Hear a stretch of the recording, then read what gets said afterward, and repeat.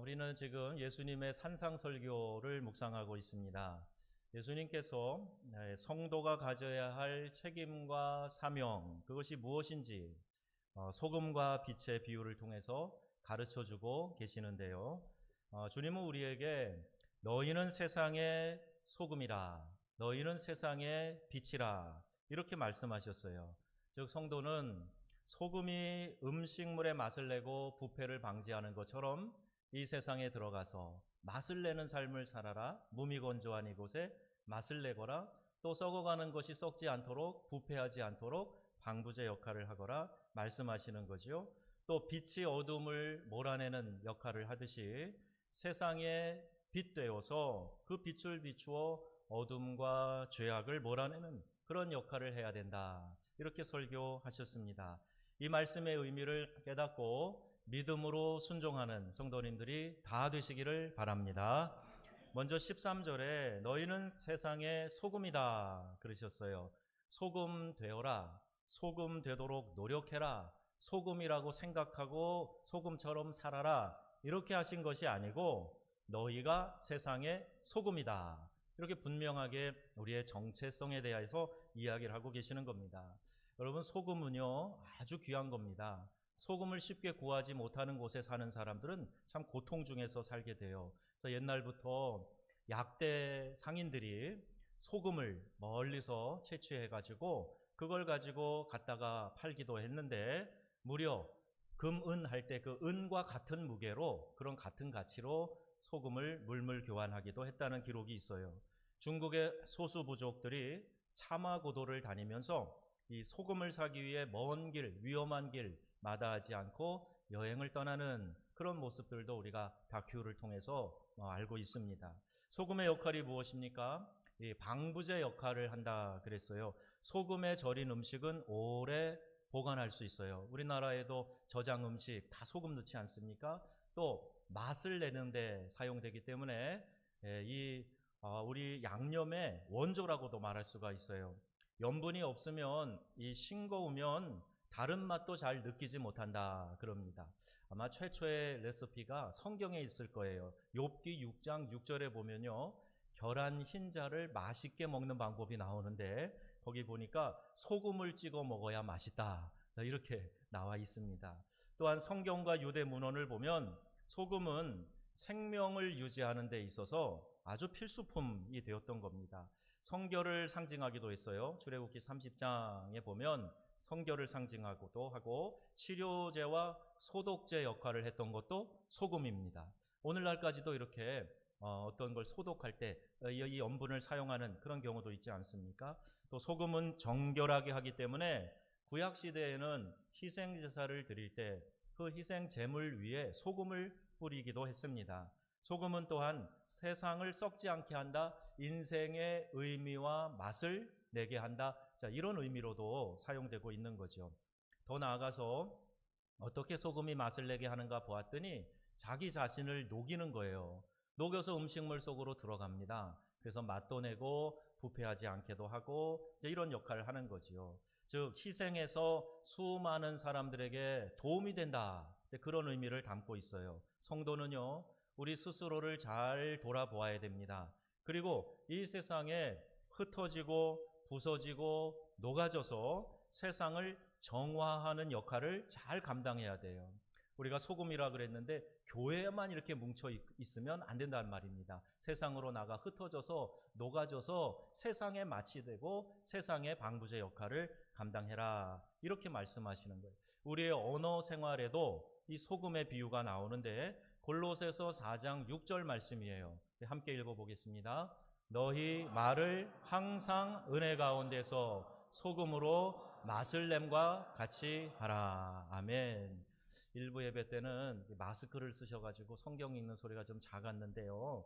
오늘도 다 쓰셨지만 제가 그랬어요. 마스크 써도 지금 입을 움직여서 찬송하는지 안 하는지 성경 구절 읽으시는지 안 읽으시는지 다 안다고. 그랬더니 그 다음에 좀 커졌는데 여러분 2부에서는 또 잘 읽어주셔서 감사합니다. 마스크는 다 착용하시고 불편하시지만 성경 구절은 또박또박 큰 소리로 읽어서 이 고백이 나의 고백입니다. 이 말씀을 내가 믿습니다. 그런 뜻에서 말씀을 받으시기를 부탁합니다.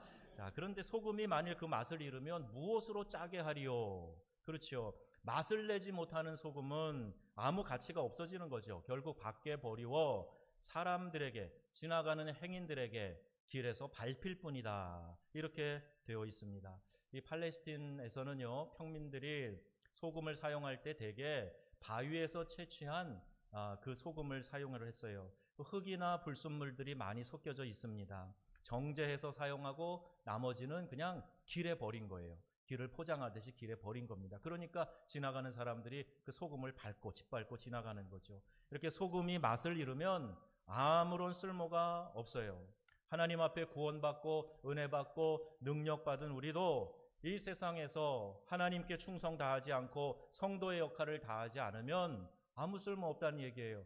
가지된 우리가 가지의 열매를 맺지 못하면 그 가지는 찍혀서 밖에 버리워 바싹 말라지고 불사르게 내어줄 것밖에는 되지 않는다. 이 포도나무 비유에 주님이 이런 말씀도 하셨습니다. 그러니 여러분, 역할을 잃어버려서 비참한 신세가 되어서는 안 되고 우리의 정체성, 우리의 역할 잘 감당해서 귀히 쓰이는 존재들이 다 되시기를 바랍니다.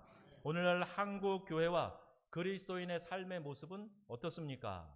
자, 여러분, 이런 질문을 자주 듣지 않습니까? 오늘날 한국교회, 이 땅의 교회들, 이런 얘기들을 많이 듣는데, 여러분 질문을 좀 바꿔봅시다. 나는 그리스도인으로서 빛과 소금의 역할을 다하고 있는가? 자, 이렇게 한번 질문을 바꿔서 해보겠습니다. 그저 불특정 다수를 향해서 거듭나라, 성결해라, 개혁해라, 이렇게 이야기하는 거, 이런 외침 아니에요. 이런 일들은 또 큰 일을 이뤄내지도 못할 뿐더러 오히려 분쟁과 갈등의 불씨밖에는 되지 않습니다. 그럼 너는 잘났냐? 너는 뭐 했냐? 이러면서 서로 정죄하기 쉬워요. 오늘 말씀은 우리에게 이렇게 불특정 다수를 향해서 정죄하는 이야기가 아니고 네가 그 역할을 해라. 너가 소금이고 너가 빛이니까 그 본질의 사명에 충실하거라. 이렇게 말씀하시는 거예요. 이런 외침이 아니라 나는 썩지 않게 하는 방부제 역할을 하고 있는가? 소금처럼 맛을 내고 있는가? 이것을 스스로에게 물어봐야 된다는 겁니다. 그런 의미에서 올해 우리 교단 총회장이 내세운 표어가 나부터 성결, 우리부터 평화인데요. 참 좋은 의미를 함축하고 있다고 이렇게 생각이 돼요. 바닷물이 짠데요. 우리 성지순례 가신 분들은 아주 짠 사해도 맛보셨지만 일반적으로는 한 3%의 염분이 바닷물에 녹아 있다 그래요. 그래도 바닷물이 짜요. 그리고 거기에서 많은 생물체가 모이게 되고 물고기가 살고 하는 것이지요. 물이 썩지 않도록 하는데 이 소금이 큰 역할을 하고 있습니다. 우리나라는 20%에 가까운 그리스도인 신자들이 있어요. 기독교인들이 마음을 같이 해서 한 마음을 가지고 나라 사랑하고 이웃 사랑하고 올바른 삶의 자세를 가지고 제도를 지켜나가고 그러면 우리나라가 희망이 있는 거예요. 말로만이 아니라 구호만이 아니라 기도에서 그치는 것이 아니라 기도하는 것을 가지고 내가 삶의 현장에 나가서 살아가면 우리의 삶이 바뀌고 이 나라가 바뀌어지게 될 것이다 하는 거예요. 나라 사랑하고 이웃 사랑하고 그러면 정치가 바로 될 것이고 경제가 부흥하게 될 것이고 분쟁과 싸움과 다툼이 줄어들고 사랑으로 하나 되는 축복된 나라를 건설하게 될 것입니다. 기독교 복음이 여태 이런 일들을 해왔어요. 우리가 다시 한번 이것을 새롭게 인식하고 더욱 분발하자 하는 이야기이죠. 그러므로 기독교인들은요, 뭉쳐야 됩니다. 애국심을 가져야 돼요. 민족의 장래를 생각해야 합니다. 하나님 앞에서 기도해야 됩니다. 지금 이 포괄적 차별금지법 같은 것은 하나님의 뜻에 위배되는 것이니 우리가 어떤 방식으로든지 거부해야 되는 거예요. 믿음을 가지고 기도하며 직장과 사회 속에서 맡은 직분을 다하고 충성하면 우리가 기대하는 것 이상으로 이 사회가, 이 나라가 큰 변화가 일어나고 더욱 좋아지는 나라가 될 줄로 믿는 것입니다. 이 세상의 소금으로 맛을 내면서 부패를 방지하는 방부제 역할을 잘 감당하는 저와 여러분들이 다 되시기를 주님의 이름으로 축원합니다. 자, 말씀을 들을 때 여러분이 아멘으로 화답하시는 것 참 중요해요. 내 말씀입니다. 맞습니다. 제가 그렇게 믿습니다. 하는 고백으로 아멘 하는 겁니다. 그런데 말씀을 아멘으로 화답하는 것에 그치는 것이 아니라 적용이 뒤따라야 돼요. 이 말씀을 내 삶에서 적용해야 된단 말입니다. 실천해야 된다는 거예요. 듣고 실천하지 않는 것에 대해서 사도 야고보는 이렇게 경계합니다.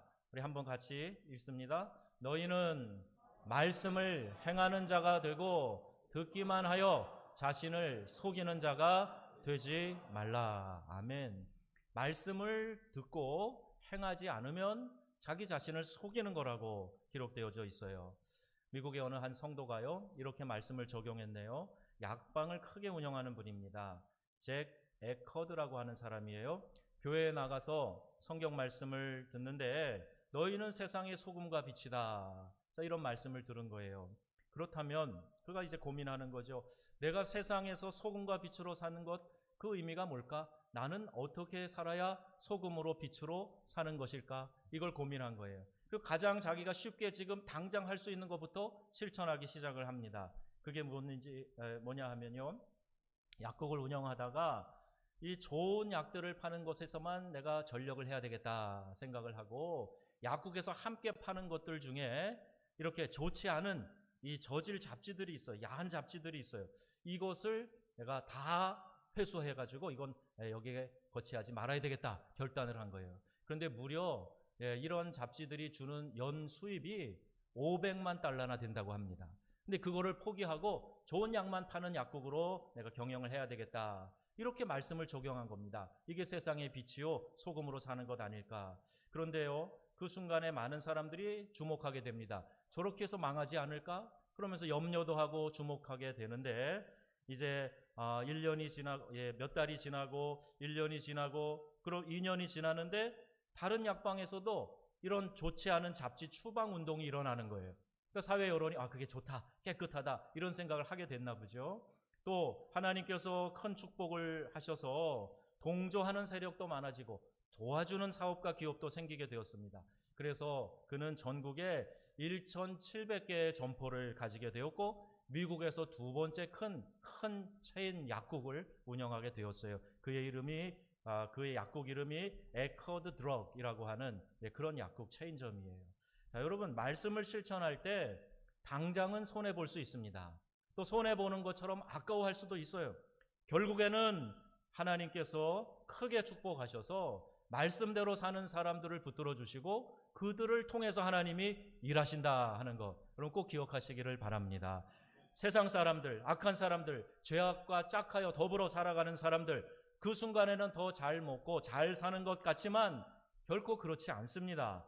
악한 사람들은 하나님 심판하시겠다고 말씀하셨어요. 그러나 하나님과 함께하는 사람은 하나님께서 높여주시고 또 하나님께서 축복하셔서 은총을 베푸신다, 이렇게 약속해주고 계시는 거예요. 저와 여러분이 하나님을 믿는 사람들이라면 약속에 신실하신 하나님 의지에서 내가 세상의 소금으로 빛으로 살겠다 하는 결연의 의지를 갖는 우리 믿음의 성도들 다 되시기를 바랍니다. 썩지 않게 하고 맛을 내는 소금의 역할을 잘 감당해서 우리도 이 땅을 사는 동안 좀 멋있게 하나님의 의를 드러내며 하나님의 영광을 드러내며 주님 주시는 복도 우리가 누려가며 살아가면 얼마나 좋겠어요. 그런 성도님들 다 되시기를 주님의 이름으로 축원합니다.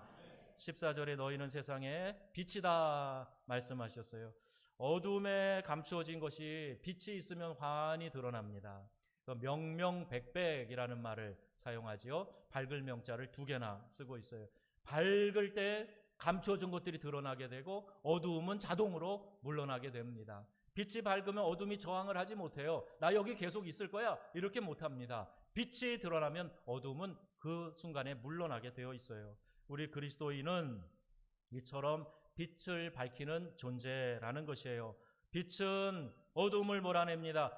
세상의 죄악을 몰아내고 위험과 두려움과 어둠 가운데서 보호해주는 그런 역할을 하는 거예요. 등대와 같은 역할을 해서 배가 암초에 부딪히지 않도록 그 길을 잘 찾아갈 수 있도록 안전한 항해를 돕는 것, 이게 빛의 역할입니다. 15절 말씀에 이 빛을 감추고 내려놓는 것이 아니라 등경 위에 둔다 말씀하셨어요. 이렇게 비춰야 되기 때문에 앞에 장애물이 생기지 않도록 한쪽 구석이나 밑에 내려놓는 것이 아니라 올려놓는 거예요. 위로 올려놓는다는 말입니다. 그 말씀을 왜 하고 있는가? 여러분, 그 당시 이 팔레스틴의 도시가 산 꼭대기에 이 도시가 형성되어져 있어요.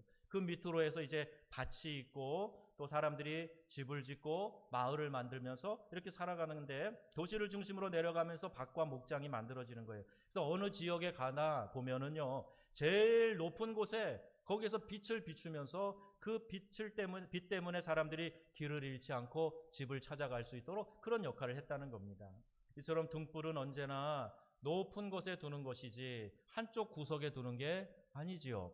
자, 영적인 의미를 부여해 볼까요? 여러분의 찬란한 빛의 역할을 잘 감당하면 하나님이 여러분을 구석에 두시지 않는다는 거예요.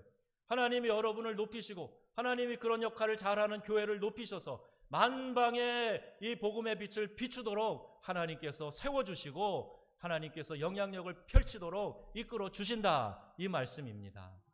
빛이 비치지 않고 내 빛을 드러낼 수도 없을 정도로 있을 때는 그 희미하고 아무것도 아니지만 빛을 밝게 비치는 역할을 감당할 때 하나님이 중심에 세워주시고 높여주셔서 그 역량을 감당하게 하신다 하는 말이에요. 여러분 안에 주신 이 빛을 찬란하게 비치는 성도님들 다 되시기 바랍니다. 우리 교회도 그런 역할을 이 상동 지역에서 정읍시에서 감당해야 되는 것이지요.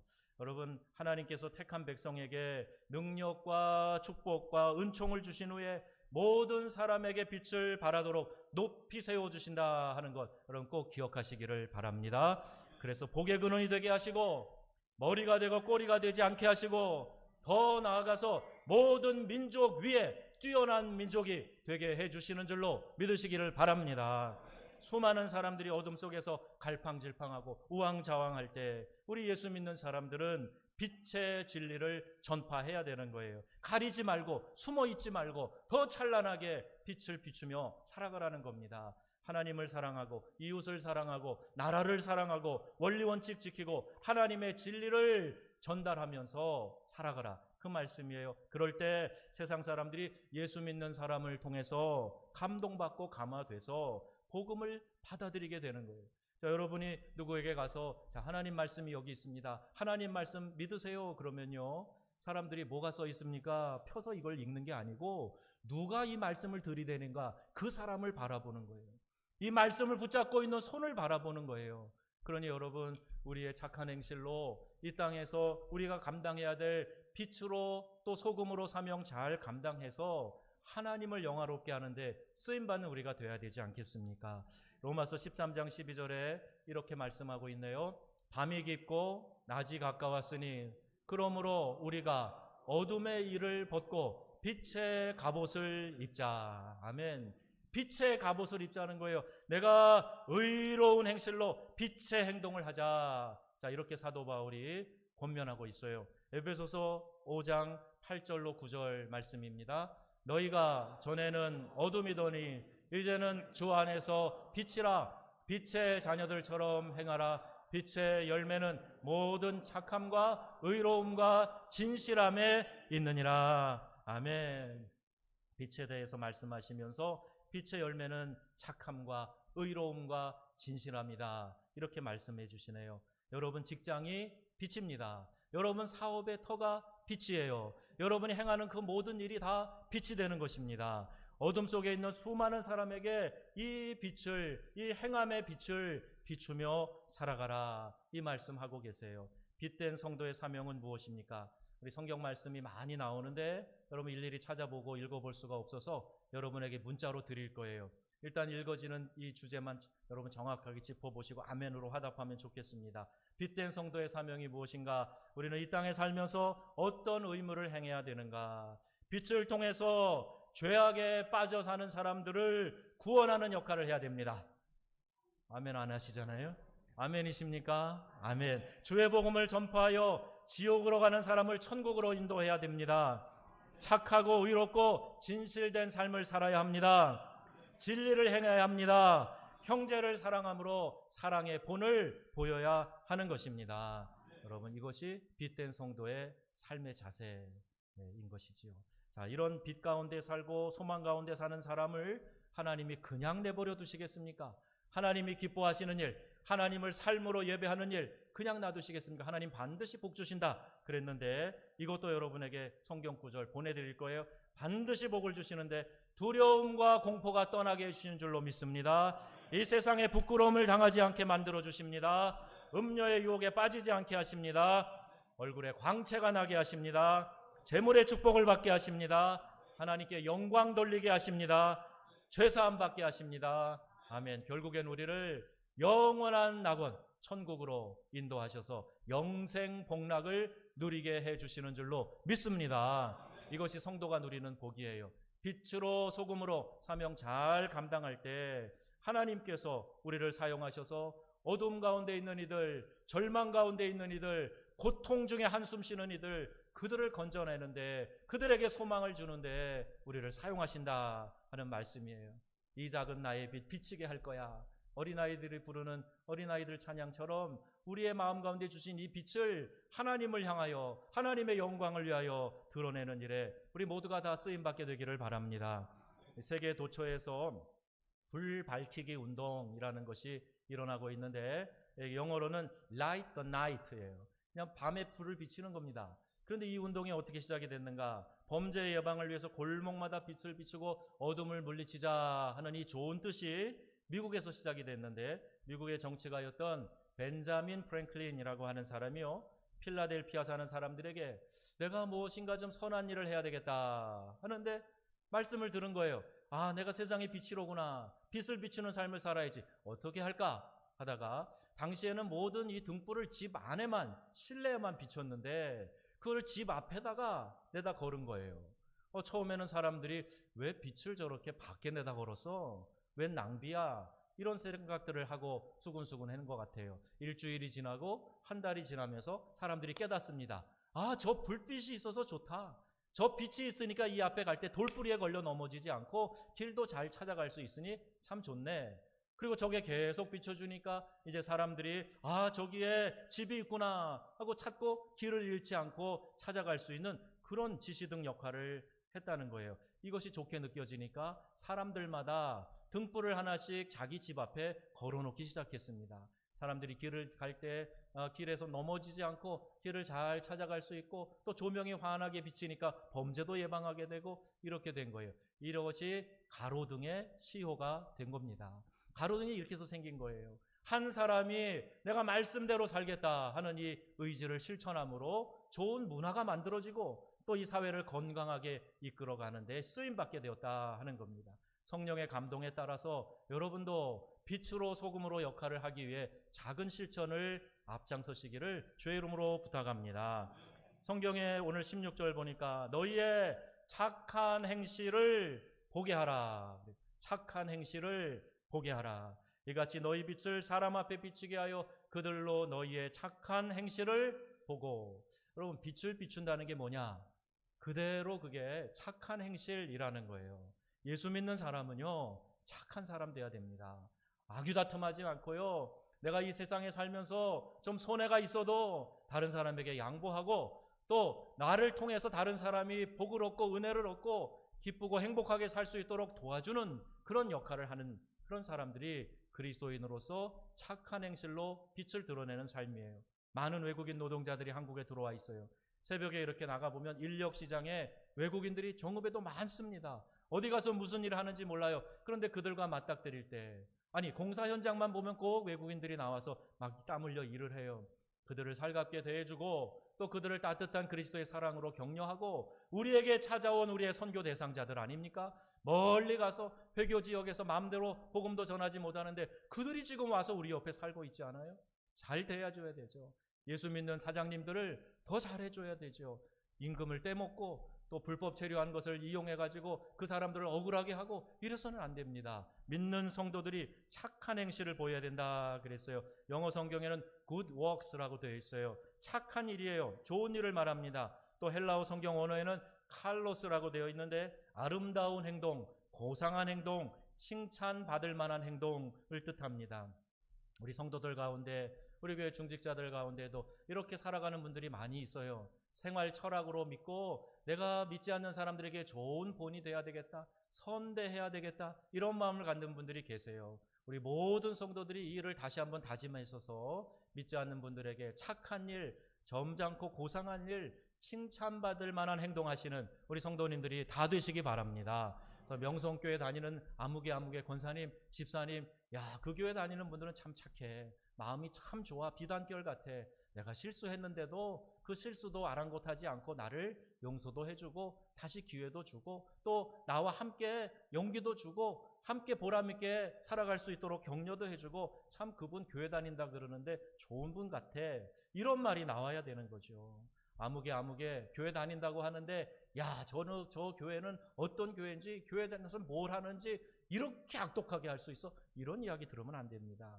우리 기독교 신자들은 어디에 가서나 좋은 일 많이 하고 아름다운 일, 칭찬받는 일 많이 해야 됩니다. 그렇게 함으로써 하나님께 영광을 돌리는 것이다. 이렇게 성경 말씀해요. 모세는 신명기 12장 28절 그의 설교에서 이렇게 고백합니다. 이렇게 이야기합니다. 함께 봅니다. 내가 내게 명하는 이 모든 말을 너는 듣고 지키라. 내 하나님 여호와의 목전에 선과 의를 행하면 너와 내 후손에게 영원히 복이 있으리라. 아멘. 뭐를 행하라고요? 선과 의를 행하라. 착하게 하라고요. 옳게 하라고요. 그러면 너뿐 아니라 너의 자손들에게, 후손들에게 뭐가 있을 것이라고요? 영원토록 복이 있을 것이다 말씀하고 있어요. 자, 하나님은요, 당신의 나라를 위해 수고하는 사람을 위해서 은혜와 복을 베풀어 주시는 겁니다. 하나님은 우리의 삶에 귀한 은혜를 주시는데 당신의 나라를 위해 헌신하고 수고하고 하나님의 영광을 위해 사는 사람들에게 그 당대뿐만이 아니라 후손들에게도 복을 약속하고 계시는 거예요. 영국의 위대한 작가 윌리엄 셰익스피어가 있어요. 성경 많이 읽는 사람으로 알려져 있습니다. 그래서 사람들에게 감동을 주는 불후의 명작들을 많이 남겼지요. 그가 말하기를 선행은 촛불같이 사악한 세상에서 빛을 밝게 비추고 있다. 이렇게 말했어요. 그 당시에는 촛불이죠. 오늘날로 말하면 서치라이트 같은 걸 거예요. 쫙 비춰주는 거예요. 선행을 함으로 말미암아 이 어두운 세상을 밝게 환하게 쫙 비춰주는 그 역할을 하는 것. 그게 선행이라고 그는 이야기합니다. 이렇게 어려울 때일수록 여러분 선행이 많으면 얼마나 좋겠습니까? 우리 기독교 신자들이 이제까지도 역사 가운데 이렇게 해왔는데 다시 한번 우리의 마음을 새롭게 다져서 나보다 더 어려운 사람 생각해보고 내 주변을 돌아보고 빛같이 마치 소금같이 여기저기서 착한 일을 많이 하게 되면 그것을 통해서 우리 하나님께 영광이 된다 하는 이 말씀 여러분 꼭 기억하시기를 바랍니다. 잘 기억하세요. 구원은 믿음으로 받습니다. 구원은 선행으로 받는 것이 아니에요. 하지만 하나님이 주시는 복은 우리의 선행과 무관하지 않습니다. 왜 그렇습니까? 그것이 하나님께 영광을 돌리는 것이 되고 삶으로의 예배가 되기 때문이에요.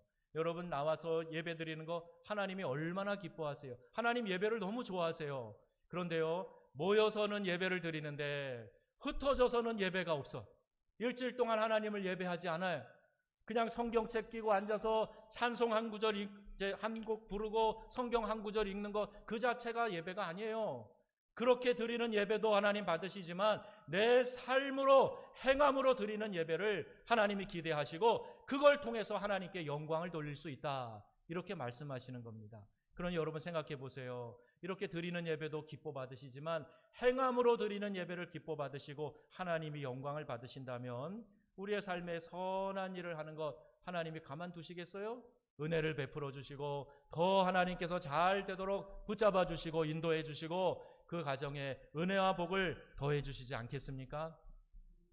여러분 기억하시기를 바랍니다. 하나님께 영광을 돌리는 것은 찬양으로 말로 감사의 마음으로만 할 수 있는 게 아니에요. 세상이 알아보는 것은요 세상 가운데서 우리의 삶이에요. 우리의 행동입니다.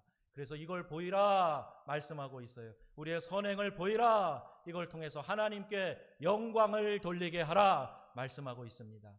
여러분 절대로 우리 명성의 가족들은 밖에 나가서 사람들에게 손가락질 받아서는 안 됩니다. 어떤 이유로든지 사람들에게 손가락질 받아서는 안 돼요. 사람들이 그를 칭찬하고 그를 통해서 내 삶이 예배가 되는 그런 성도님들이 다 되시기를 주님의 이름으로 축복합니다. 그런데 한 가지 조금 우리에게 부담되는 것이 있어요. 그건요 우리의 본성으로 우리의 마음으로 선을 행할 의지와 능력이 없다는 겁니다. 우리의 의지와 본성은 이기적인 거예요.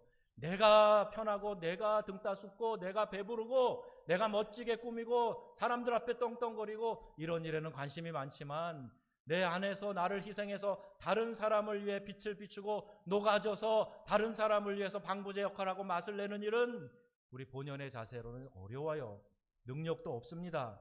그래서 하나님이 주시는 감동을 따라 행해야 되는 거예요. 여러분 안에 성령님이 계십니까? 여러분 예수님을 구주로 영접하셨습니까? 그럼 여러분 성령의 감동으로 살아가십니까? 아멘이시죠? 내 안에 성령님께서 말씀하세요. 느낌을 주세요. 때로는 책망하시기도 해요. 이 가슴을 방망이질 하실 때도 있어요. 너 그렇게 하면 되겠니? 말씀하실 때도 있어요. 너 잘하고 있다. 너 용기를 내라. 격려하실 때도 있어요. 성령이 주시는 음성에 귀를 기울여야 성도지. 사람들에게 귀를 기울이고 내 판단에 따라가고 내 의지와 고집을 꺾지 않고 이건 성도가 아닙니다. 여러분 성령님의 음성에 귀를 기울이시기 바랍니다.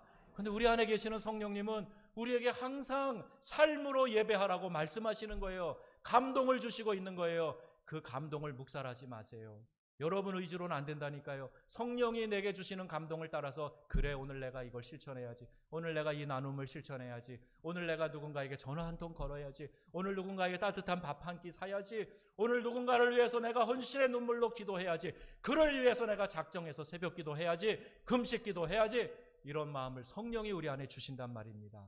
여러분 그 음성에 귀를 기울이셔서 하나님이 우리에게 주신 감동에 따라 살아갈 때 믿음의 옳은 일들을 많이 하게 될 줄로 믿습니다.